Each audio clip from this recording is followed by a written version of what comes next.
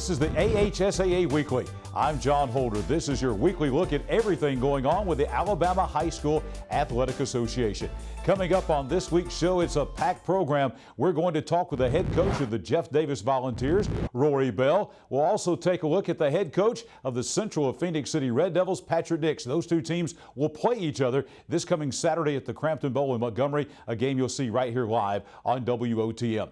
Also this week, we have the AHSAA Game of the Week for the state of Alabama. We'll take you to Huntsville Thursday night for the matchup between Grissom and Sparkman. We'll have Grissom head coach Chip English live on the show this week. And also, we're going to explore the return to play protocol with Alabama High School Athletic Association. The lead point person for the AHSAA on that was Denise Ainsworth. She's going to join us to give us an update on how it's going with the return to play during the COVID-19 virus. And we've got the plays of the week from around the state of Alabama. That and much more as the AHSAA Weekly rolls on here on WOTM.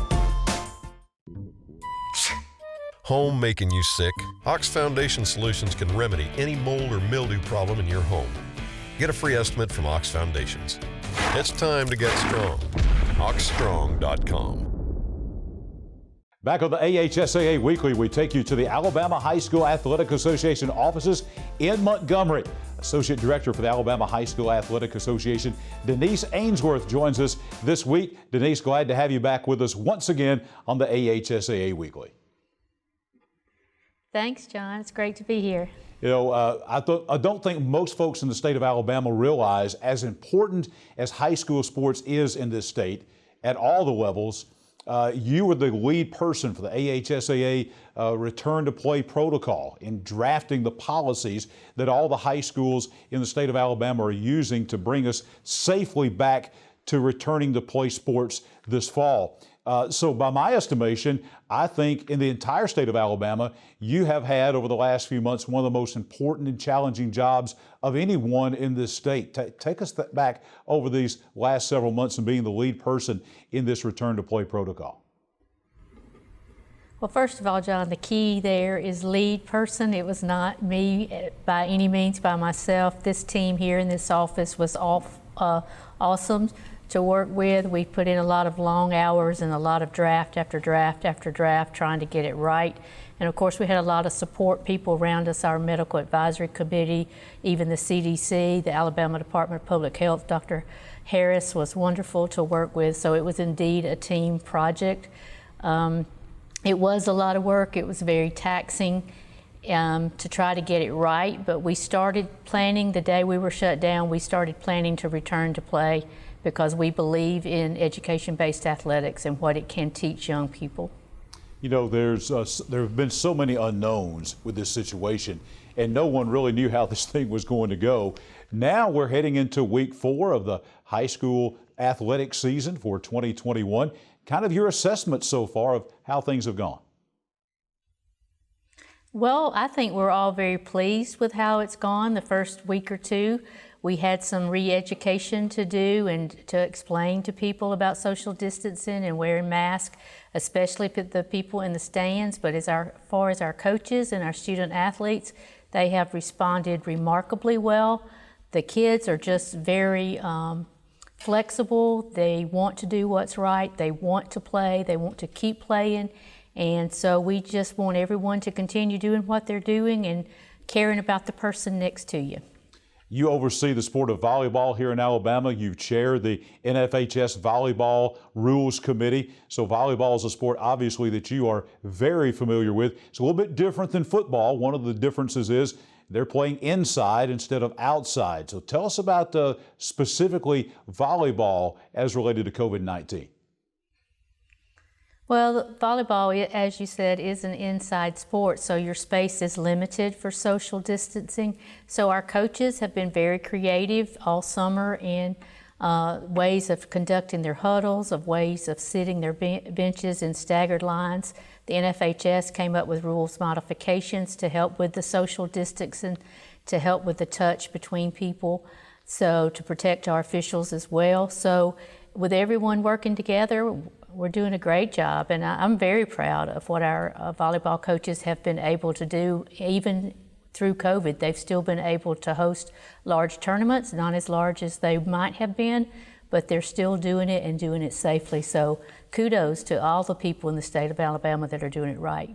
Speaking of volleyball, coming up next month, believe it or not, we're going to head for the volleyball championships. And you go back to the spring where we lost some championships because of COVID-19. It's got to be exciting now to look forward to having championships again. And of course, volleyball will be first up. Your assessment of on track toward having championship events again here in Alabama. Well, that, as I stated earlier, that was our goal from the beginning, was to get to championship play. And first of all, let me say, we're so sorry what happened to the athletes, the spring sports last year, but their resiliency, they will bounce back and they will do great things in their life. But we did not want that to happen to any other athletes. So we've been working very hard to get back to the championship levels, and we're planning. We've got contingency plans in place depending on where we are with COVID at that time. We're seeking guidance from our coaches and our fall sport and winter sport planning committees. So once again, it's a group effort to make sure we get to that point. Well, Denise, you and all the folks with the Alabama High School Athletic Association, the Central Board, all the staff there, all the different committees and subcommittees around the state have just really done a phenomenal job. Alabama, again, leading the way in returning to high school sports around the country. And we thank you for the hard work you and all the folks at the AHSAA have done to bring us high school sports and bring it to us safely again here in the state of Alabama. Thank you for a great job. Well, John, thank you and WOTM for giving us this platform to educate the people in our state and to champion what our coaches are doing in the state. And we continue to appreciate that partnership. Thank you so much. Denise Ainsworth, Assistant Director for the Alabama High School Athletic Association, our guest this week here on the AHSAA Weekly. We'll be back in just a moment. Things a little bumpy in your driveway? Ox Foundation Solutions has the expertise and the know-how to repair cracks, wet basements and crawl spaces, and uneven floors in your home. It's time to get strong. oxstrong.com. Welcome back to the AHSAA Weekly. One of the big games coming up this weekend in high school football in the state of Alabama is a big game in Class 7A Region 2 at the Crampton Bowl in Montgomery. The Jeff Davis Volunteers and the Central Red Devils from Phoenix City. We're joined now by the head coach of the Jeff Davis Volunteers in Montgomery. This is Coach Rory Bell. Coach Bell, glad to have you with us on the AHSAA Weekly. Oh, glad to be here. Thank you for having me on. Coach, a little bit unique start time, as I understand it, for the game coming up. Not Friday night football, Saturday, is that right? Yes, it's the game is Saturday at 11 o'clock a.m. That is going to be very hot and warm in Montgomery, Alabama, on the artificial turf there at the Crampton Bowl in Montgomery. Conditioning going to be very important. I'm sure that's one of the big themes for your team this week. Yes, well, we've been working on conditioning all summer. But it will be hot Saturday, so we just make sure we run a little extra sprints and make sure the kids are hydrated. Coach, you started off with two big inner-city rivalries there, big rivalries with Sidney Lanier and also with William Montgomery. You lost both of those games, very close games by 5 points apiece. Now, the Central Red Devils come to town on Saturday, another big region game. Tell us about your team and tell us about your thoughts on Central Phoenix City. Well, like I said, the next game, it's a big game just because it's a next game. Each week, we look at games being big games. And so the bottom line is Central's coming here Saturday. It's a region game. And right now, we're just trying to get prepared and trying to make sure our kids are as ready as they can be. One of the things is you're in week 3 of the season. You really haven't had a road game yet. You've been playing in Crampton Bowl now for 3 weeks in a row. And I know that the social distancing and things going on there, it's been a little bit different for high school football this year. You're a first-year head coach, and then you step into a coronavirus situation.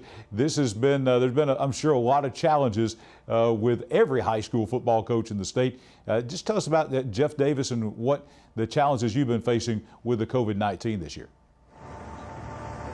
I think all the challenges are the same for each high school. I got here in July, and of course there were certain protocols you had to abide by to make sure you can practice. So we've been trying to make sure we follow the rules. and I've just been hitting the ground running, and I've been having a blast so far. So just looking forward to getting the kids prepared for this week. Coach, you stood toe-to-toe with two really good football teams in Lanier and in Lee. Tell us what you're looking for from your football team. What's the area of improvement that you want to see getting into this Central Phoenix City game? I think just stop making mental mistakes. I think the first two games we had a lot of penalties on offense and the defense side of the ball. So the main thing, just become more disciplined, get locked in, be more focused. I've enjoyed the kids' effort. I don't think that's been a problem, but we have to just clean up some minor mistakes. Well, Coach, we certainly appreciate the time here on the AHSAA Weekly to check in with you in your first year as the head coach of the Jeff Davis Volunteers, and we want to wish you best of luck in your game coming up Saturday. Going to be in the heat of the day at the Crampton Bowl as you welcome in the Central Red Devils from Phoenix City. Yeah, appreciate it. It's an 11 o'clock game Saturday. All right, Roy Bell is the head coach of the Jeff Davis Volunteers, live on WOTM Saturday. You can catch that game between the Jeff Davis Volunteers and the Central Phoenix City Red Devils. We'll bring that to you live right here on WOTM on Saturday at 11. More of the AHSAA Weekly in just a moment. Uneven floors got you rolling? Ox Foundation Solutions has the expertise and the know-how to repair cracks, wet basements and crawl spaces, and uneven floors in your home. It's time to get strong. OxStrong.com. We are back on the AHSAA Weekly. We're going to take you this week to Phoenix City. We're going to speak with the first-year head coach of the Central High School Red Devils. Coach Patrick Nix joins us from Phoenix City. Coach, good evening. Glad to have you with us on the AHSAA Weekly. Thank you. Thanks for having us. Coach, let's begin. You are in your first year at Central, coming over, of course, after an ultra successful period of time at Pinson Valley High School. You lost a couple of games early on, close games to great football teams in Hoover and Eufaula, but last week you had that big rival game out 4-31 with Smith Station. It was a region game. You went out and won that game 35-7. Good win for your football team last Friday night. It was a great win last week. Obviously not the start to the season we had hoped for and planned for, but a great win last week. And it's definitely been a different kind of a year, different kind of a fall already with, scheduling a game on a Wednesday to play on a Friday and things like that. But I think we're learning very quickly this year. This is the year of change and the year of being very flexible and adaptable. And, but very thankful that we were able to get the win this past Friday night. One of the good things about getting into region play is you sort of know who you're going to be playing week to week. And, of course, this week you got another road game going down to the Crampton Bowl in Montgomery to play Jeff Davis. Tell us about that big game coming up in 7A Region 2. Well, I think they're a very good football team. They're very sound in what they're doing, very good schemes on both sides of the ball, allowing their players to play. And I think for us, it's just a little bit different having to play on a Saturday at noon. For us is different. It's going to be, a change of generally you're playing a night game, and now all of a sudden you're playing at high noon, and you got to change to the sun, change to the heat, change the way you prepare for a game, everything else. So we've got to make sure that we don't let the outside obstacles interfere, much less, because we're going to have a hard enough time, with the team that's on the field. Coach, when you came into Central, a little bit different situation than your previous head jobs at Scottsboro and at Pinson Valley, because when you come into a place like Central, the tradition is so rich there, and there's such a great championship culture already in place. What was the difference coming into a place where the expectation is so high at a place like Central Phoenix City?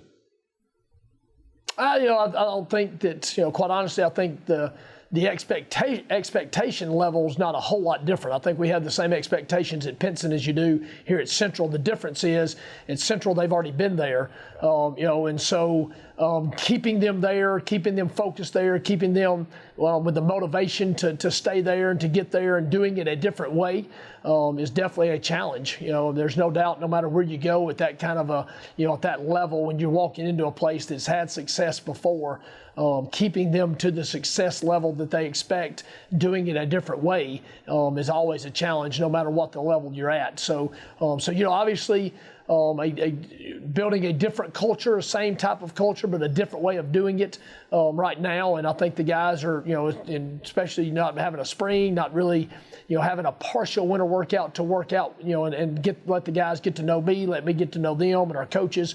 So it's definitely been a different kind of season for sure. But one of those seasons that you just have to, continue to adapt and continue to grow together. And, as coaches, we're learning our players, and as players, they're learning us. And, we're figuring this thing out as we go, and hopefully we'll continue to grow and continue to get better. Coach, folks obviously know about your career. They know about your coaching and playing career. They know about your son Bo's great playing career and now at Auburn. But what folks may not know is your dad, a great high school football coach, one of the best, in my opinion, to come along. You're a coach's son, and most folks around the state may not be aware of that, of what a great coach that your dad was. How much do you glean from him growing up as a coach's son, and how much did you take from him into your playing and coaching career? Oh, a ton. He's probably the anchor of all of it. He's the one that I talk to every day and still get advice from, still talk to, and he still has a huddle account from us and watches every practice, and and he'll give me his advice and his thoughts, and sometimes I take it, sometimes I don't, but without a doubt, the best coach I've ever been around, and I've learned more from him, not just as a dad, but as a coach than anybody. And we do a lot of things that we do still to this day, of things that he did when he was coaching, and because obviously the success that he had, you want to learn how to do those kind of things. And so there's no doubt I've learned a lot from my dad and continue to learn a lot from him and continue to gain a lot of the wisdom that he had, he's gained over the years, and huge asset and a huge, resource for me for sure. Coach, obviously tradition is one big factor, a place that loves football in Phoenix City, and they always have going back for decades. What was it to you personally that drew you to move and come to Phoenix City, and what was it about the program, the town, the school that drew you to Central High School? I think a lot of things. In my life, there's a lot of factors that go in. From older kids to younger kids to my parents to there's just so many factors. My wife, there's just so many factors that go in. It's not just a job. This is our life. This is our ministry. And that was a big part of it, is that we felt like we were called to come and be here. And, but it is a lot closer to my parents. And so my parents are able to get over and watch us a lot more, a lot closer to Auburn. So it's, for me, being able to go on a Saturday and watch Bo play is, saves me a ton of time to be able to do that.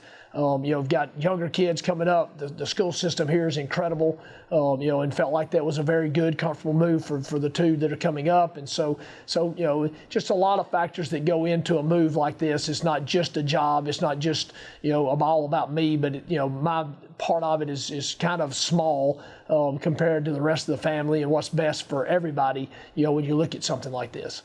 Coach, it's been a pleasure to watch you grow up from a player at Etowah to a player at Auburn to a college coach to state championship high school coach. And it's been a joy to watch you so far at Central Phoenix City. Best of luck for the rest of the season. Thank you for joining us here on the AHSAA Weekly. Thank you very much. Thank you for having me. Patrick Nix, head football coach of the Central High School Red Devils of Phoenix City, our guest this week with us on the AHSAA Weekly. Back in just a moment. Hot under the collar because your basement is full of water? Ox Foundation Solutions has the expertise and the know-how to repair cracks, wet basements and crawl spaces, and uneven floors in your home.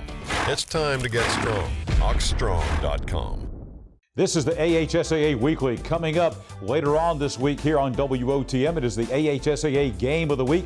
Our statewide Game of the Week takes us to the city of Huntsville to storied Milton Frank Stadium, where the Grissom Tigers will be hosting the Sparkman Senators in a key game coming up in Class 7A Region 4. And we're going to take you now to the Rocket City. We're going to speak with the head coach of the Grissom High School Tigers, Coach Chip English. Coach English, good evening. Glad to have you with us on the AHSAA Weekly. Thank you for having me. Coach, let's talk about the game that's coming up. We want to go back first. You lost your first game to a very good Coleman team, but then a very big win last week against cross-city rival Lee of Huntsville, 57-0. Obviously, a lot of good things happened for your team last week in that win against Lee. Tell us about your football team so far in 2020. Well, we did. You're exactly right. We came out and we got it handed to us against Coleman, and they were a very good football team. Coach Glasscock does a great job with that program, and we just couldn't get things rolling offensively. Defensively, we actually played really well. So came out the second week against Lee and found some things that worked. Our timing was a little better offensively. Our quarterback, Jacob Foss, started hitting some things. We got our running game established. So hopefully we were able to fine-tune some things and get ready for region play. Coach, as far as you winning a game 57-0, obviously you're pleased on both sides of the football, but coaches are always looking for something to improve upon, even when you win 57-0. What are some of those things that you feel like your team still needs to work on as you prepare for this game with Sparkman?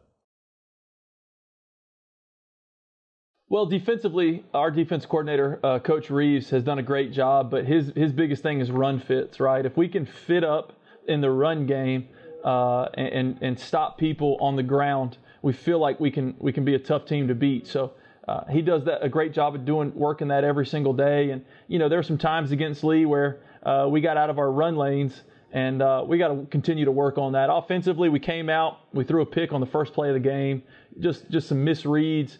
We were late with the ball some, and perimeter blocking. So there's always things to work on, and we're continuing to kind of fine tune and get things ready for region play this Thursday.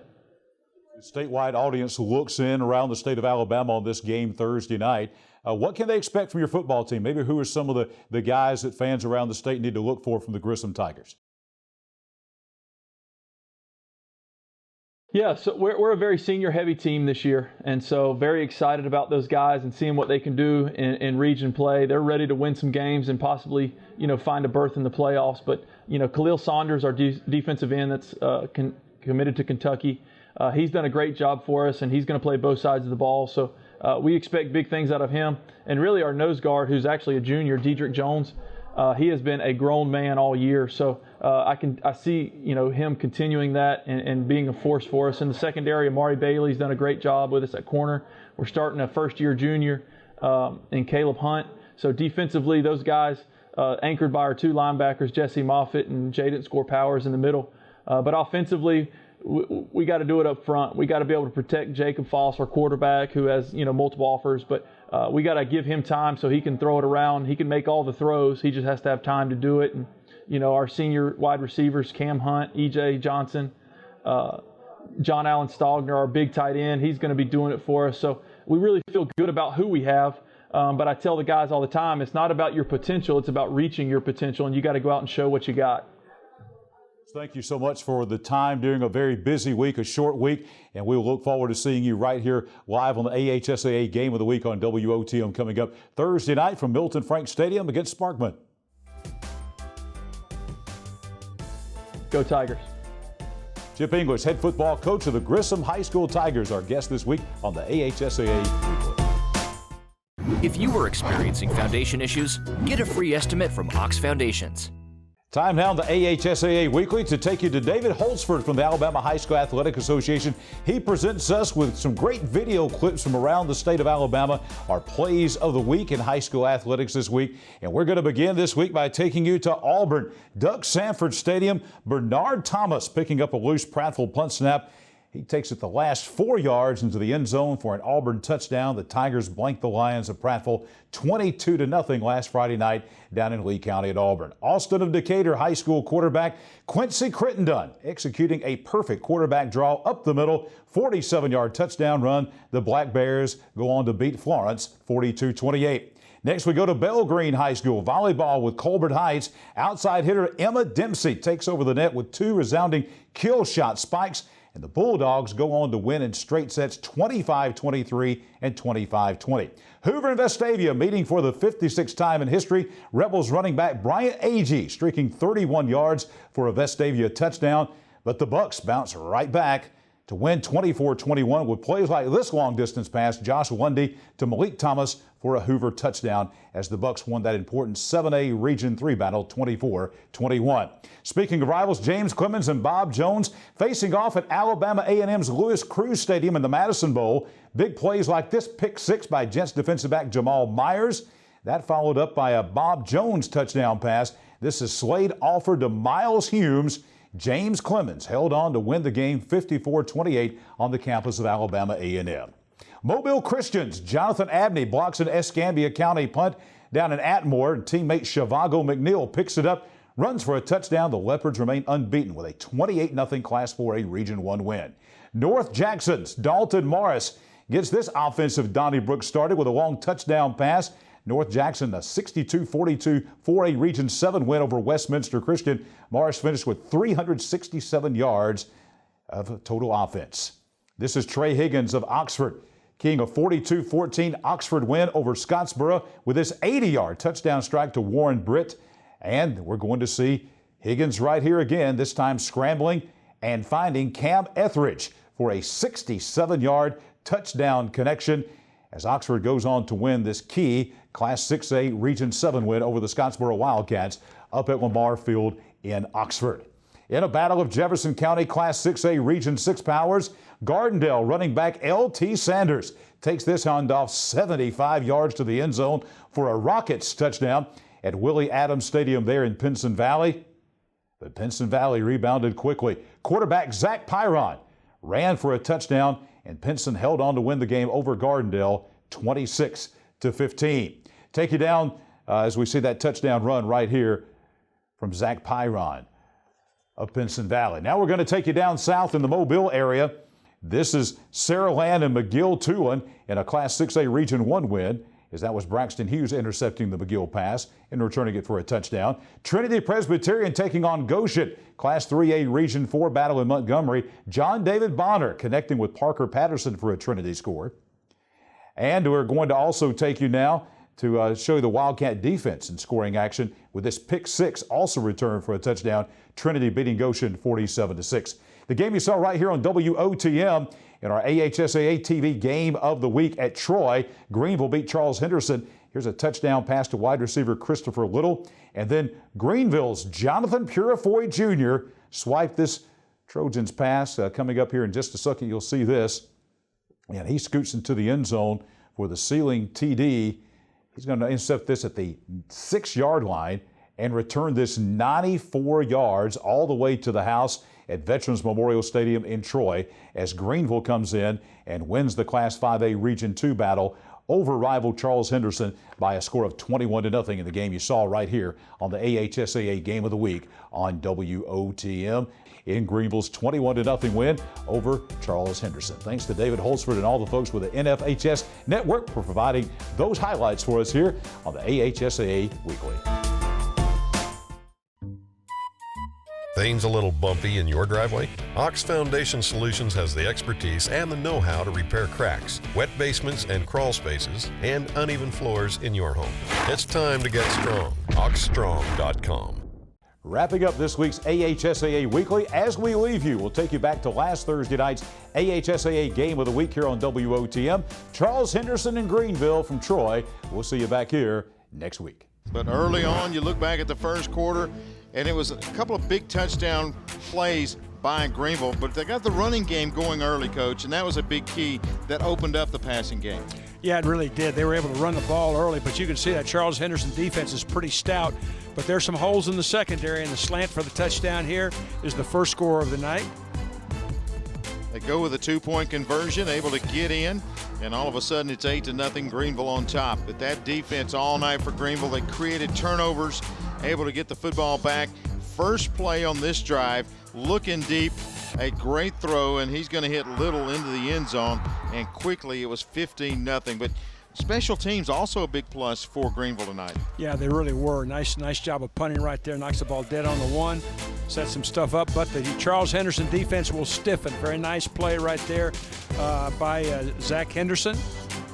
You saw the Charles Henderson defense. They would give up yardage between the 10s, but then all of a sudden kept coming up with stops. But more turnovers by Charles Henderson. That Greenville team really starting to make things happen. This was another stop by Charles Henderson. Got it deep right before halftime, but that Trojan defense comes up with another big turnover. Yeah, very nice penetration that time by Damian Hart, but Charles Henderson just cannot get it going offensively. You can see another turnover. Lots of penalties, lots of turnovers. and just really not able to move the ball very effectively. That's a fourth down play that goes for nothing. You can see another miscue there for a minus yardage play, and it just was that kind of night offensively.